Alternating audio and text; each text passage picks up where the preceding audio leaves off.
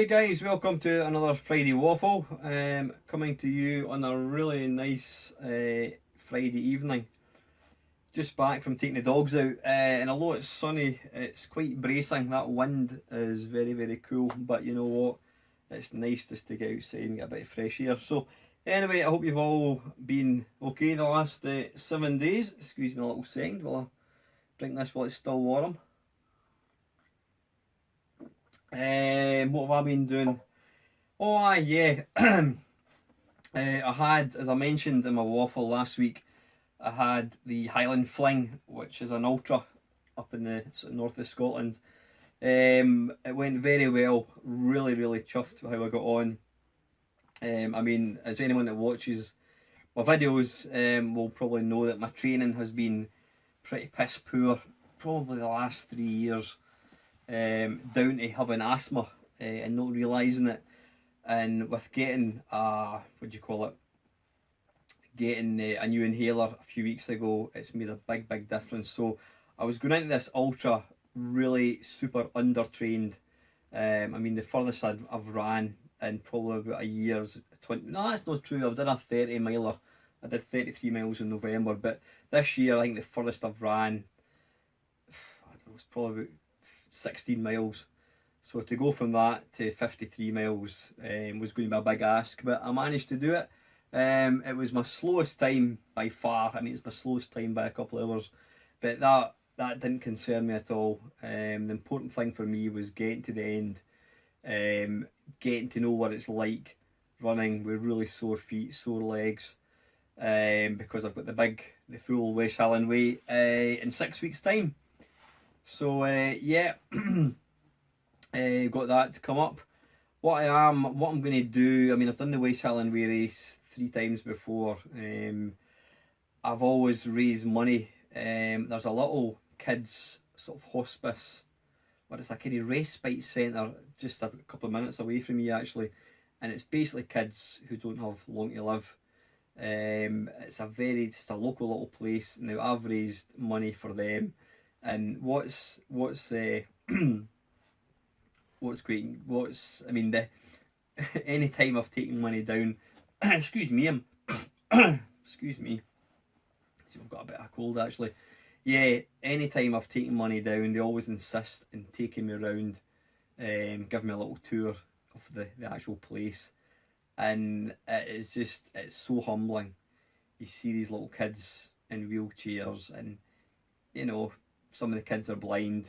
They've all got limited life expectancy, and you know, it's I always find it quite tough when I'm getting taken round, but it's amazing. So I'm planning to set up a Just Giving page, or in fact, you know what, I can't do a Just Giving page because because it's a very small charity. They don't have a Just Giving, but I'm planning to set up a donation thing for it.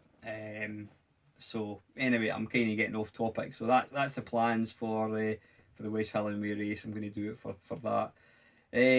So it went really well. Delighted with how it went actually. Not done much running. I went out yesterday. Legs were feeling pretty tired. But anyway, back in topic. What else have I been doing? Had my guitar lessons on Wednesday. Gradually getting better. It's not. You don't become Jimi Hendrix in like 12 weeks. You know, the thing is, I really need to practice more. I simply don't practice.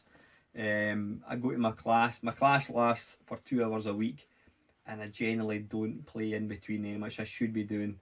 It's just I'm too busy making videos and going out running and things like that. But I need to, if I want to improve, I really need to up my game, shall we say. So, what have I got to talk about? Oh, before I forget, a few people over the years have mentioned, you know, why don't I make the Friday Waffle a podcast? And when you think about it, it is podcast material. I mean, there's absolutely no requirement to look at this. You know, it's just me talking pish for about 40 minutes. I was kind of looking to see how easy it would be to. I can easily make the waffle. I mean, I'm still going to keep putting out a video with the Friday Waffle, but what I'm going to do is I'm also going to put a link below to an MP3 so you can download it if you just want to listen to it. Because the feedback I get about the Friday Waffle is a lot of people tend to listen to it rather than watch it, because it's a completely audio only experience. There's nothing, like I said, there's no reason to watch it. On the very, very odd occasion when I do a pickup, I'll show you something, but in the main, it's just my ugly face that you get to see. So a podcast would be the best way to go. I did look at seeing how easy it would be to upload podcasts onto iTunes, but apparently you've got to host the file, then you've got to create, like, is it an RSS file or something, link, I don't know. I'm completely uneducated with that kind of stuff. If anybody knows an easy way to change to host an MP3 file and be able to put it as a podcast, let me know. But in the meantime, what I'm going to do, starting from this waffle, I'm going to put a link to the MP3 below, so if people want to download it and listen to it in the car, whatever way floats your boat, then I'm going to do that. The other thing, I did a community question thing last week. Now, one of the questions I asked was, if one day you woke up and YouTube had gone, completely, utterly vanished, and a new sort of similar service popped up, would you continue? Would you start afresh? And one of the things that was evident was quite a few of the people that responded, they said that they would re-upload their videos onto this new thing. Now, I've got to admit, I don't have any of my videos backed up at all. I was actually looking tonight, I've actually made 970 videos, which is just mental. Probably most of them are in the early days. I mean, I used to do a video every single day when I was only doing the 10-minute waffle, not the 10-minute waffle, the 10-minute mashup. I used to do one every single day. 970 videos, bloody hell. I don't know how many, I don't know what the total duration would be. I'm guessing there's probably a year's worth of me talking, which is totally insane. But I'm actually going to start downloading my videos, and even if I've got to buy a separate drive just to keep them on, because I think it's, at the end of the day, it's something that I've produced, and I would be pretty gutted if YouTube was to fall over tomorrow and I lost everything. Don't get me wrong, probably 99% of my videos I'd be like, yeah, whatever. But there's some videos that I've made over the years, and I would hate to lose them. The thing is, when you think about it, well, you know, this whole YouTube thing, it's an amazing snapshot of a certain period of time. I mean, in 30 years' time, when I'm pan bread, I'll probably be dead at that point. People will be able to, or 100 years' time, people will be able to watch some old Scottish guy talking about games. So, when you think about it, the technology that we've got now to document everything is incredible. I mean, think back 100 years ago, there was no such thing as computers or anything like that. Even 30 years ago, 40 years ago, there was absolutely nothing. There was nothing at all. So the only documentation you had was written stuff. There was no such thing as computers or TVs. But now, with Facebook, I mean, it's got to a ridiculous stage. People document every single, not quite minute of their life, but they document every day what they're doing. So, stuff like YouTube is going to be a huge resource, to kind of generations to come. So anyway, I'm going to start downloading my videos. It's going to take me a long time to do it, but I think I need to do it just so I've got them all saved. And then if anything did go wrong, I can just upload them again. So yeah, gaming wise, what have I been doing? I've been playing Mario Kart 8 on the Switch, absolutely loving it. I made a video earlier on this week actually. One thing that was interesting to see, it just shows you the technology that they've got. I deliberately had the sound turned right down so that they would not hit me for copyright claims. But what I didn't realise was I got hit for video claims.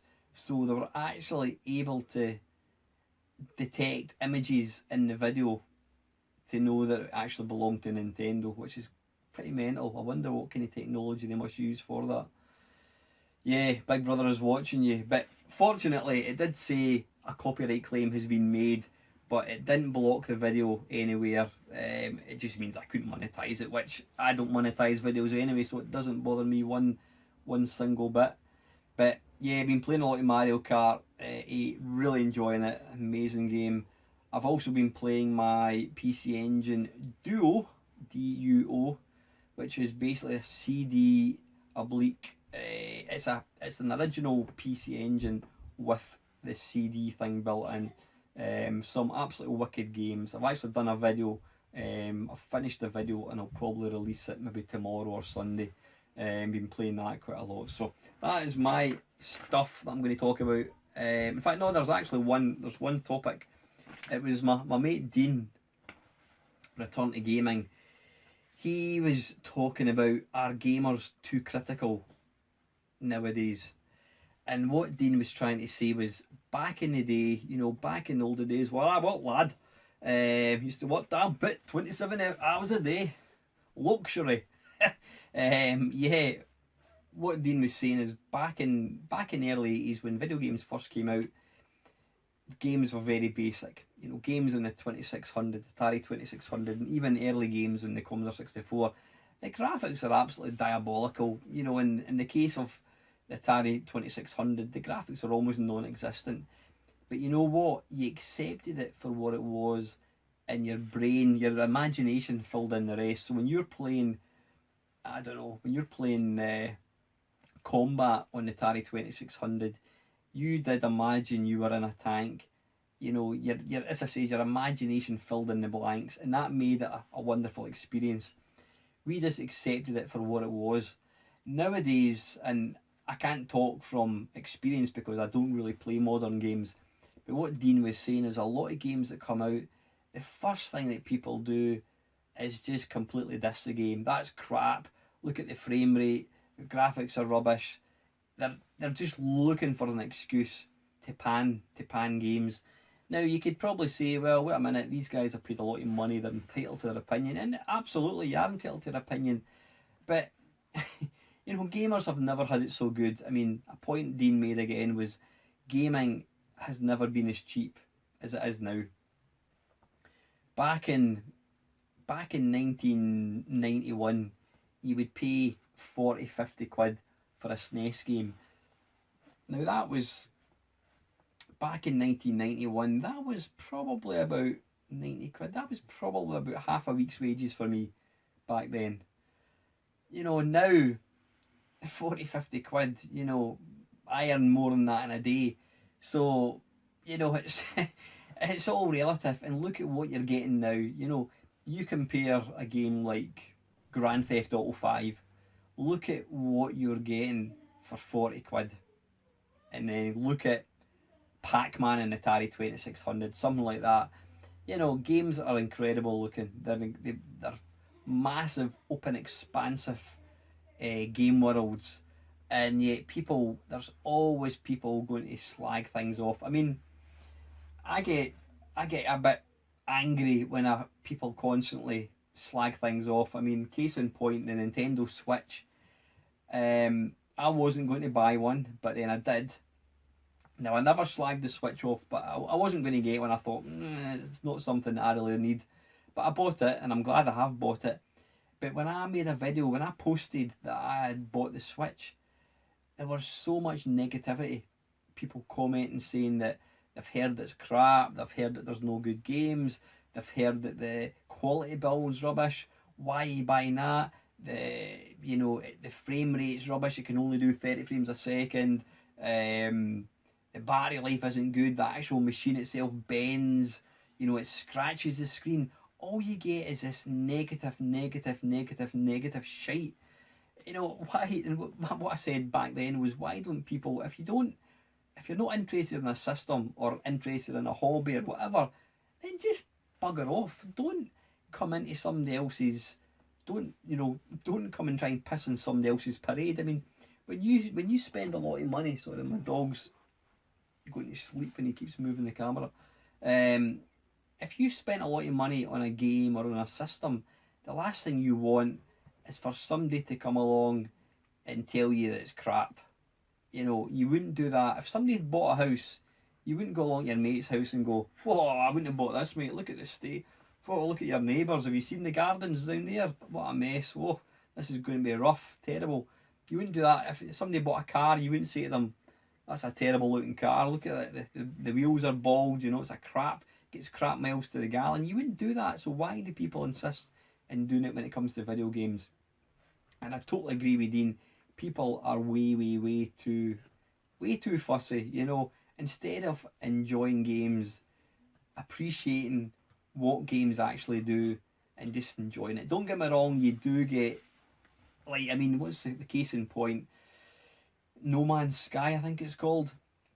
That they sold that to people that it was going to do this and that and this and that. They really, you know, it was all what's the word for it? The publicity. They were really shouting from the rooftops about what it was going to do. Yet the finished article didn't do what they said it was going to do. Hype, that's the word I'm looking for. Hype. They hyped it to the rooftops. Or maybe Sony did. I know there were a wee indie group. I think maybe Sony did. They were guilty of that. So if you're getting told that something's going to be this, that, and the next thing, and it's not, then you're quite right. You're well within your rights to be pissed off. But if you buy a game and yeah, maybe the frame rate drops a wee bit, whatever, you know, just if it's unplayable, then by all means take it back. Tell the place where you bought it, look, this is unplayable. I want my money back. But you know, to go on social media or the internet or Twitter or whatever the fuck it is that you actually want to post on, then just, you know, what is the purpose of it? All you're doing is creating negativity. You know, games, I think people take games too seriously. Games are just a bit of fun.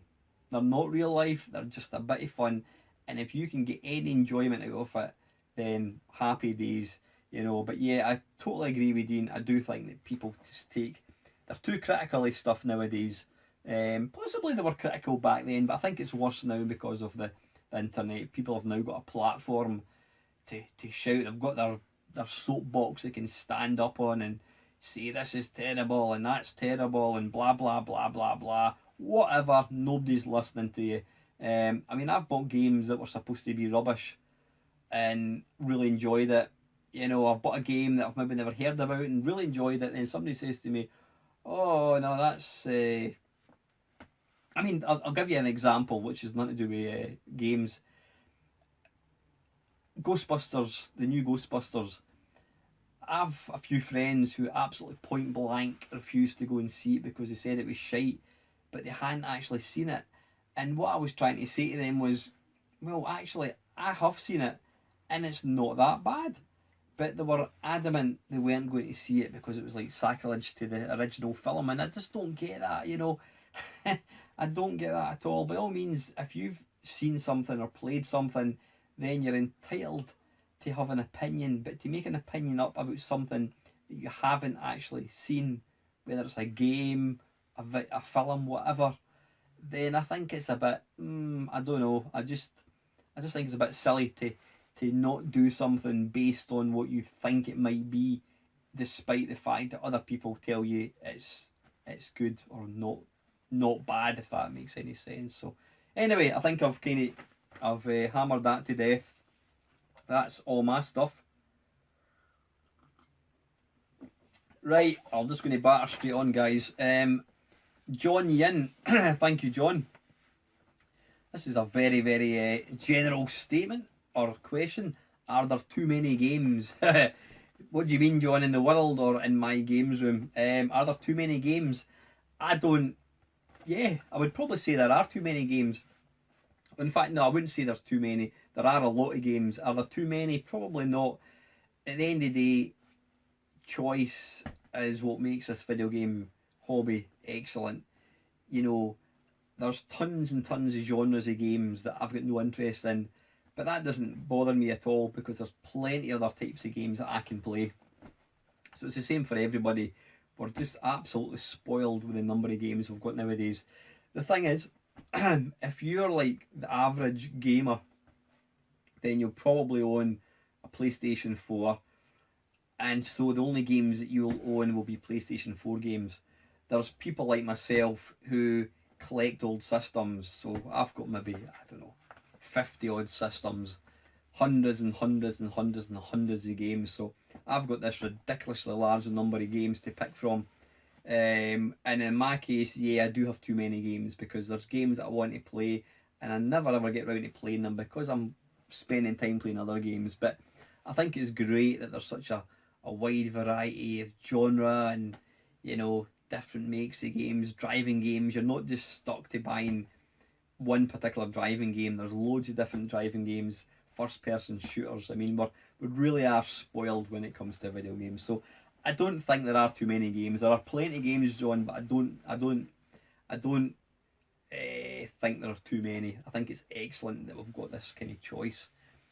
Do you ever think gaming is a complete waste of time? Oh, I struggle with this. Absolutely not. It's not a complete waste of time. Does it serve any... Has it got a long-term purpose? I mean, completing video games doesn't... I don't think you're going to gain a skill, you know, unless, of course, the aliens do converge on Earth and we're called up, all video gamers are called up to take part, to shoot down Space Invaders like they did in Pixels, because we've got the quick reactions. I don't think... It doesn't make you fit. If anything, it makes you fat. I don't think... Yeah, so I don't think the long term... I don't think there's any long-term benefits of playing games in the same way of maybe watching TV, although you could maybe argue TV, you can learn knowledge about history and that kind of stuff. But as a hobby, it's a fantastic hobby because you can relax. I mean, I've seen me having a real shit day at work and coming up here and just playing video games, and it totally chills me out.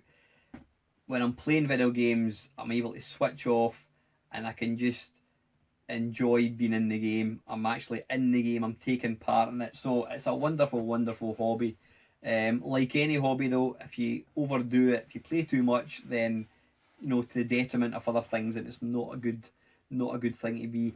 Just talking of which, there was a question that somebody asked me for the Friday Waffle, and you know what, I was thinking about it yesterday and I don't recall ever answering it, so I must have missed it. So whoever it was, I do apologise, but I've just remembered it now, and it was more or less along the basis of, is it possible to be healthy and play video games, because most of the people who play video games are fat, which I think is a very sweeping statement. I absolutely do, because I am one of them. I play a lot of video games and I also keep myself fit by going out running. So it doesn't have to be an all-encompassing hobby. There's lots of people who probably do spend far too much time playing video games and they don't do anything else. So for that mind, yeah, it's not good. You need to try and get a good balance. But getting back to John's question, is it a complete waste of time? Absolutely not. Are you going to learn any life skills? Probably not. But you know what? If it helps keep your brain active, and it's, you know, you're not harming anybody, it's unlikely you're going to get injured. You're not going to fall over, twist your ankle, or have a heart attack playing video games. Well, at least you shouldn't. So yeah, it's a wonderful, wonderful hobby. I mean, the fact that I've been doing this hobby now for 30 years is testament to how good it is. So I would say absolutely not, John. It's far from being a waste of time. Though saying that, I wouldn't want to spend hours, hundreds of hours playing one video game. I've got too much I want to do in my life without doing that. Number 3, if you were to identify one key issue with the industry, what would it be? Probably now, John, I would say it's lack of originality. I mean, back in the 80s with the 8-bit machines, you could try anything. Obviously, it was single bedroom coders. The budgets were very, very small. So people people and companies were willing to take chances with games. You know, I don't know, Man 8 Miner, Trash Man, Elite, Whizball. You know, I could go on for hours and hours and hours.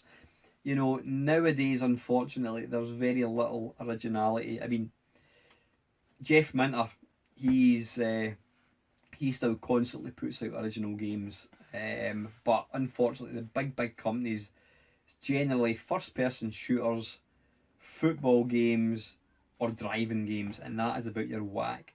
It's a shame because obviously the budgets for these games now must be absolutely massive, and so that is why they don't want to take chances, I would think.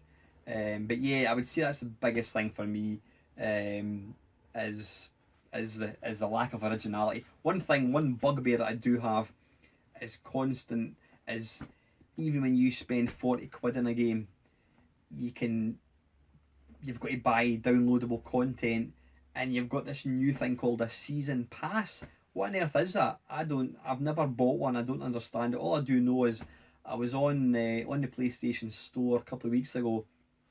What was the game? There was a game that I saw, and I shit you not, to download it, it was like the special edition. It was 60 quid. Then there was another version with the season pass, and it was like £85. £85 for a video game. Seriously. So that annoys me. That's not an issue with the industry. That's just something that annoys the tits off of me. The fact that when you spend 40 quid in a game, you've still got to pay more to unlock other things, which I think's bullshit. Anyway, listen, John, you mentioned here that you used to work for IDOS. If you want to have a chat, I would love to talk to you. Be great to just have a chat with you. Please put a wee comment below, let me know if you're interested, and we can maybe try and get it together. I've got a feature called Blimey It's Only. I think you'd be real interesting to talk to, John, so let me know, mate. Put your comment below. And anyway, thank you very much for the questions. Fantastic. Right, Carol Todd, you recently uploaded some videos of some Commodore 64 demos. What are your favourite demos on the C64, Amiga, ST, etc.? Yeah, I have, Carol. Now I can't remember. I've only really just been recently started to watch demos on the C64. The ones that I have uploaded are amazing. Some of them are just incredible. There's one with it's got a kind of sample of Firestarter by the Prodigy. That's incredible. I don't know the name of it. So some of these C64 demos are just amazing. On the Amiga, again, I mean, I'd moved away from the Amiga by the time the demo scene really kicked off big style.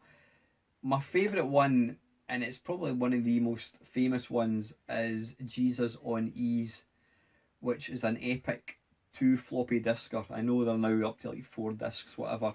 It's just amazing. I mean, I had a mate who had a PC, and he thought his PC was the dog's bollocks, and I made an audio recording of Jesus on Ease, and I took it up to him. I made an audio recording on a tape. I took it up to him, and I let him hear it, and he did not believe me that this was the Commodore Amiga until I showed him, and he just was like, bleh. He just couldn't believe what he was hearing. So Jesus on Ease, that's probably my favourite demo. Number 2 from Carol, when things moved on to the 16-bit computers, we started to see intros to some games which were like demos, especially from the likes of Psygnosis. Do you have a favourite intro into a game? Yeah, I know what you mean, like Shadow the Beast 2, you see the bit where the big dragon comes down. There was also quite a good intro for Sleepwalker, the comic relief game by Ocean. I think my favourite intro would be, I guess a famous one would be Another World on the Commodore Amiga, where you see the guy comes swirling in his Ferrari, and then he gets out and he goes in, and he goes through the scanner, and you know the scanner knows who he is, and it says, "Oh, I see you've brought the Ferrari with you," and he sits down and he loads up the computer, and then at that point it flicks back to the outside. In fact, I'll stick a wee link to the intro up to the top left there, top right. Yeah, it's my left, but it's up there, top right. And then you get the crackle of thunder, and then you see the thunder and the lightning shooting down, and you know. So that's an amazing bit. So that's probably my favourite intro, I think. There's been plenty of other ones. There's a really good one, Barbarian by Psygnosis. where you see the guy coming down with his axe, but it's quite a short one, but it's very, very quite atmospheric. So anyway, Carol, thank you very much for your questions, mate. Panther UK, how often do you play in your MAME cab? Simple answer is not enough. Again, because I've got so many systems, I don't use it anywhere near as much as I should. And when I do use it, I'll play it all night, and it's an amazing cab. I'm lucky to have it. But the simple answer is I don't use it often enough, and I really need to improve that. So anyway, thank you very much for that question.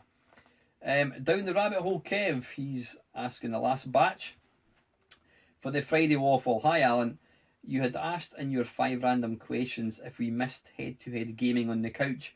Unfortunately, I never played that way, but I'm curious what your favourite couch co-op games were. Do you play any today? My favourite like 2-player game that I used to play back in the day, they'd all be in the Commodore 64. Well, no, that's not true actually. Commodore 64, there was Bruce Lee, Exploding Fist, International Soccer, Hustler, which is a really, really shit pool game, and on the Commodore Amiga there would be, well, there's Mario Kart as well. I used to play quite a bit of that. Commodore Amiga, Sensible Soccer, awesome game. Sensible Soccer with your mates sitting next to you was just an incredible game. Yeah, superb. They're playing these today. I do play them, but not with a mate, because I'm Alan No Pals, so it's just myself, unfortunately. Number 2, there's been a trend for new games to look retro, and I wonder what modern games would make interesting demakes as opposed to remakes, or in other words, downgraded to older consoles. What would you like to see done as a remake or a demake? Personally, I would love Titanfall put on Atari 2600. Halo was. Did you ever play that? Well, I never actually, Kev. I've seen a few kind of mock-ups of like Grand Theft Auto on the Spectrum. I know there's I think it was a fake, I think anyway, of Mortal Kombat on the Spectrum. And I've also seen a few like systems like the Spectrum and the Commodore 64, and he was even the ZX81 playing Doom, running Doom, which is just mental.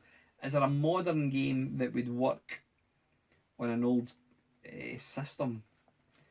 See, the problem for me is I think most of the games now, the games haven't really changed. The only thing that's changed is the graphics.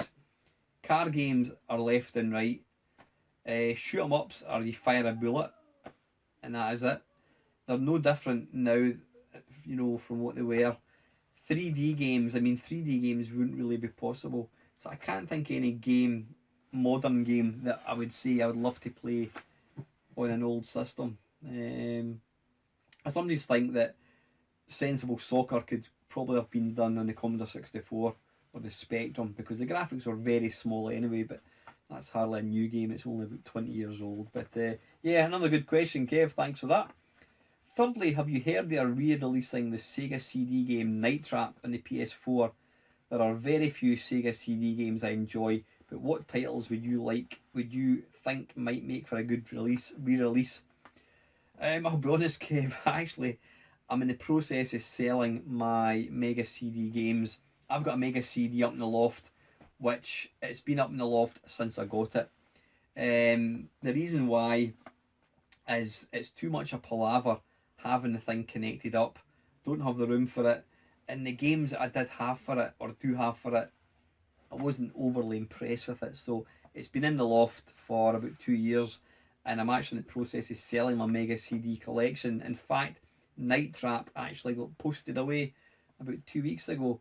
It's well known as a pretty non-existent game, so I don't know why they're re-releasing the PS4. I'm quite surprised at that. I don't really see the point. As far as other Sega CD games, not really. No, I've actually just sold the Final Fight today. Actually, that's getting posted away tomorrow. I can't think of any. Was there a Star Wars arcade for the Sega? No, you know what I'm thinking of? I think it's Rebel Assault. Yeah, I think that's out for the Sega CD. I can't think of any Sega CD games that I would like to see get remade. I'm not, to be honest with you, Kev, I'm not overly familiar with a lot of the games on it. All I do know is there's not many games, if any, that I think, oh, I need to play that. So yeah. Number 4, next time you're on a long flight, what handheld would you pack for the trip? I'm guessing the Switch. Is that convenient to pull out on an airplane? No, I probably wouldn't take. Well, you know, I may take the Switch, Kev, because I've now got 2 really amazing games. But my handheld of choice generally is the Pandora, because I've got all these systems on it. However, that was before I got my Nvidia Shield portable. I would probably take that because A, it's a tablet. B, it plays the games better, and I've got all the systems from PlayStation right down to Commodore 64. So I'd probably take my my Nvidia Shield portable, I think, if I was on a plane. I'm just realising how dark it's getting. Hopefully you can still see me, but I'll not bother putting the light on now. It's almost finished. And the last question from Kev. And finally remember last week I said I could never play Final Fight Revenge. That's on the Sega Saturn. Well, I just discovered a Saturn emulator for Android that runs the game almost flawlessly. It's called Ouyaboose. Specifically, it has that OU in the front. That's not a typo. And it's an excellent way to run Saturn games on my phone. So other than Final Fight Revenge and Daytona, what other games would you recommend I try out? Oh, bloody hell, Kev. On the Saturn, Clockwork Knight is an excellent platformer, kind of 3D platform. No, it's not a 3D platform. It's kind of pseudo 3D. It's 2D but kind of 3D looking. What do you call it? Sega Rally. Sega Rally on the Saturn is one of the best racing games you can play. Sega Rally. There's Virtua Athlete. Is it called Virtua Athlete? I think it's called Decathlete in America. It's a joystick waggler if you're into that. There's some amazing shoot 'em ups. I mean, there's, what's the big one? Resident Evil. What's it? Silvergun. Resident Silvergun? Is that what it's called? Yeah, Resident Silvergun is an amazing shoot 'em up. That was the game that preceded Irakuda. There's loads of other really good shoot 'em ups. I'm just looking up there. Virtua Fighter 2, Manx TT, Sonic 3D, Fighting Vipers. Sega Ages is a compilation. It's got what's it got? I think it's got Power Drift, it's Afterburner and Outrun, and amazing versions. They're probably the best version of Outrun you can play is Sega Ages. There's loads of shoot 'em ups, Kev, for the Saturn. There's things like Nights as well, and is it Nights into Dreams, I think it's called. So tons and tons of games, Kev. Best thing to do, mate, is just go into Google and type in best Sega Saturn games, and you'll get along the top a big list of them. So anyway, thank you very much. Thank you very much to everybody that's taken time to ask me questions, guys. I always really appreciate it, because like I keep saying, without these questions, there would not be any waffle. So that is me finished. Yeah, that's me finished for another week. Thanks again to all the continual support that you guys give me. It's great to get feedback. It's great to know that you enjoy watching the channel. I mean, it is what makes this worthwhile, thinking that somebody else is actually enjoying some of the stuff that I put out. Thank you to all the new subscribers and to the long-standing ones as well. Like I says, if you're a new guy, new to the channel, hopefully you'll see enough stuff that makes you want to subscribe and stay with me. And finally, guys, I just want to say thank you very much for watching.